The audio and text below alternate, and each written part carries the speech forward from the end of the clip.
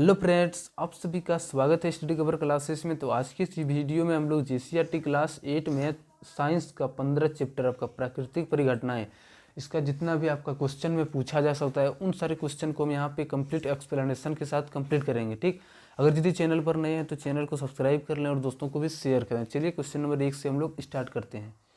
तो question number 1 में बोलता है कि निम्नलिखित में से किसी रगड़ने से आसानी से आवेशित नहीं किया जा सकता है, यानी किस पर हम लोग चार्ज जल्दी नहीं ला सकते हैं, आवेश हम नहीं ला सकते हैं। ठीक, तो किसमें तांबे की छड़, तो ये तो लोहा है भाई, ये तुरंत आवेशित हो जाएगा। ऊनी वस्त्र, ये भी आपका जो है सो चिड़चिड़ा उत्पन्न करके तुरंत आ जाएगा।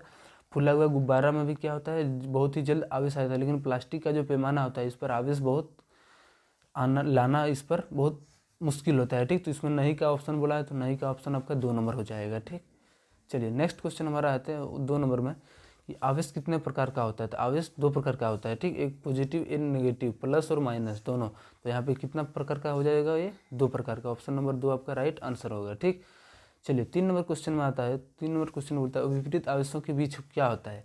तो विपरीत आवेश एक प्लस है और एक माइनस है, तो ये दोनों आपस में क्या होगा, अट्रैक्शन हो जाएगा। ठीक, दोनों आपस में अट्रैक्ट हो जाएगा। लेकिन यही जब समान आवेश होगा, इधर माइनस और इधर माइनस, दोनों अपने आपस में क्या करेंगे, ये दूरी बनाएगा। ठीक, इधर भी दूर भागेगा, इधर भी ये वाला भी दूर भागेगा। ठीक, और समान आवेश रहता है तो उसमें क्या होता है, आपस में मतलब दूर जाता है। और अगर यदि असमान आवेश रहता है, इधर एक माइनस एक प्लस, तो दोनों आपस में नज़दीक आ जाता है। ठीक, तो यहाँ पे क्या हो जाएगा, विपरीत आवेशों के बीच असमान आवेश, विपरीत आवेशों के बीच क्या होता है, आकर्षण होता है। ऑप्शन नंबर 1 आप से हो जाएगा।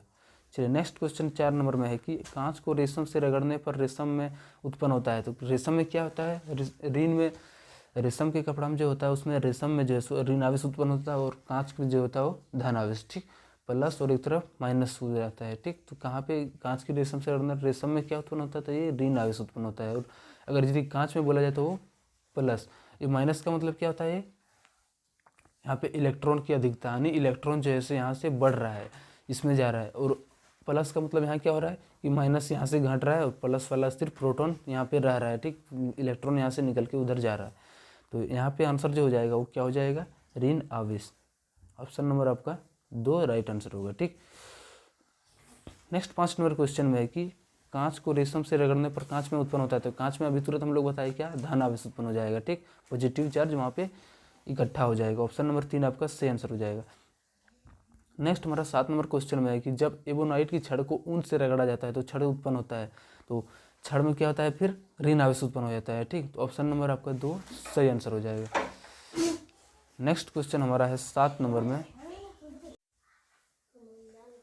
क्वेश्चन नंबर 7 में बोलता है समान आवेशों के बीच होता है। जब समान आवेश होता है तो वहाँ पर क्या होता है, प्रतिकर्षण होता है, रिपेल होता है। ठीक, दोनों आपस से दूर में जाता है। ठीक, प्लस प्लस रहता है तो ये भी अपने इससे दूर धकेलेगा, इसको भी दूर धकेलेगा। तो ऑप्शन नंबर 2 आपका राइट आंसर हो जाएगा। चलिए नेक्स्ट क्वेश्चन हमारा 8 नंबर में है कि एक आवेशित वस्तु अनावेशित वस्तु को क्या करता है। तो वो आकर्षित करती है। ठीक, तो ऑप्शन नंबर आपका 2 सही आंसर हो जाएगा। एक आवेशित वस्तु, एक आपका कोई चार्ज पॉजिटिव चार्ज है और एक कुछ भी नहीं, नॉर्मल न्यूट्रल, प्लस और माइनस सेम है। ठीक, तो वो क्या करता है आपस में, अगर यदि ये प्लस वाला होता है, ये माइनस वाला इधर आ जाता है और प्लस वाला इधर चला जाता है। ठीक, तो दोनों में क्या होता है, अट्रैक्शन हो जाता है। ठीक, आकर्षित हो जाता है। ऑप्शन नंबर 2 आपका राइट आंसर हो जाएगा। चलिए नेक्स्ट क्वेश्चन हमारा 9 नंबर में है कि एक आवेशित गुब्बारे ने दूसरे आवेशित गुब्बारे को क्या करता है। जो जब दोनों होता है आवेशित तो फिर क्या करता है, दोनों को आपस में दूर धकेलता है। ठीक, मान लीजिए इस गुब्बारे में प्लस चार्ज, इसमें भी प्लस चार्ज हो जाता है अगर आवेश के कारण, तो क्या होता है, दोनों में आपस में रिपेल होता है, दोनों आपस में दूर धकेलता है। ठीक, तो ऑप्शन नंबर प्रतिकर्षण 2 1 सही हो जाएगा। नेक्स्ट क्वेश्चन 10 नंबर में बोलता है कि आकाशीय विद्युत विसर्जन को क्या कहा जाता है। तो आकाशीय जो विद्युत विसर्जन होता है, आकाश से जो विद्युत विसर्जन होता है उसी को क्या बोला जाता है, तड़ित बोला जाता है। ठीक, जिसको हम लोग क्या बोलते हैं, वज्र भी बोलते हैं। ठीक, तो ऑप्शन नंबर आपका 2 राइट आंसर हो जाएगा। ऑप्शन नंबर 2 आपका राइट आंसर हो जाएगा। ठीक, नेक्स्ट हमारे 11 नंबर क्वेश्चन बोलता है तड़ित क्या है। तो तड़ित क्या है, एक विद्युत का चिंगारी होता है। ठीक, तो ऑप्शन नंबर आपका जो है सो 1 राइट आंसर हो जाएगा।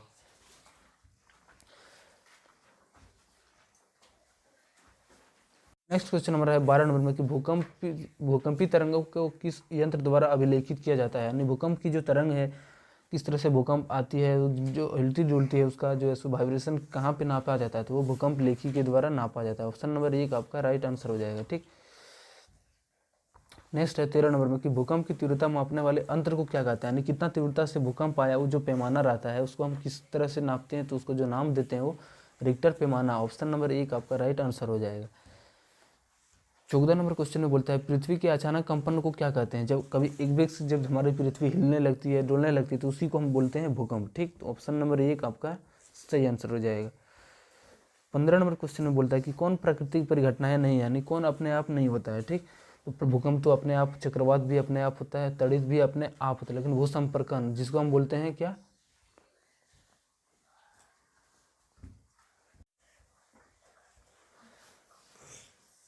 16 नंबर क्वेश्चन में बोलता है झारखंड की एक प्रमुख आपदा जिससे अधिक प्रभावित होते हैं, तो हम लोग जो होते हैं सबसे ज़्यादा प्रभावित होते हैं तो किससे, तड़ित से। ठीक, वज्र से। ऑप्शन नंबर 2 आपका राइट आंसर होगा। 17 नंबर क्वेश्चन में है कि तड़ित यानी बिजली गिरना किससे सुरक्षा के लिए क्या करनी चाहिए, तो हमें क्या करनी चाहिए, तो ऊंचे वृक्षों के नीचे शरण लेना चाहिए, तो नहीं, एकदम नहीं। ठीक, सबसे पहले ऊंचे वृक्ष पर ही वज्र गिरता है, जमीन पर लेट जाना चाहिए।